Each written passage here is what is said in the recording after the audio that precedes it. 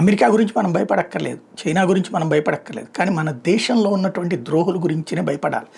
ఎందుకంటే శత్రు దేశాలతో చేతులు కలిపి దుష్ప్రచారం చేయడం దగ్గర నుంచి, ఉగ్రవాద కార్యకలాపాలను సమర్థించడం దగ్గర నుంచి, సైనిక చర్యల మీద అనుమానాలు క్రియేట్ చేయడం దగ్గర నుంచి, ఓవరాల్గా ఈ దేశానికి అతిపెద్ద శత్రువులు ఎవరవుతున్నారు?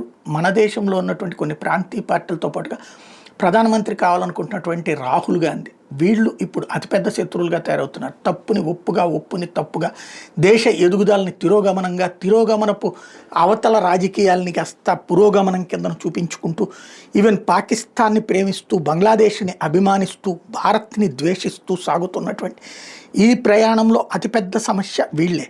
వీళ్ళు సృష్టిస్తున్నది ఖచ్చితంగా జనంలోకి వెళ్తుంది, వెళ్ళట్లేదు అనుకోవడం అమాయకత్వం. ఇప్పటికే ఏదైతే దేశ వ్యతిరేక శక్తుల్ని ఏకం చేయడంలో వీళ్ళు సక్సెస్ అయ్యారు.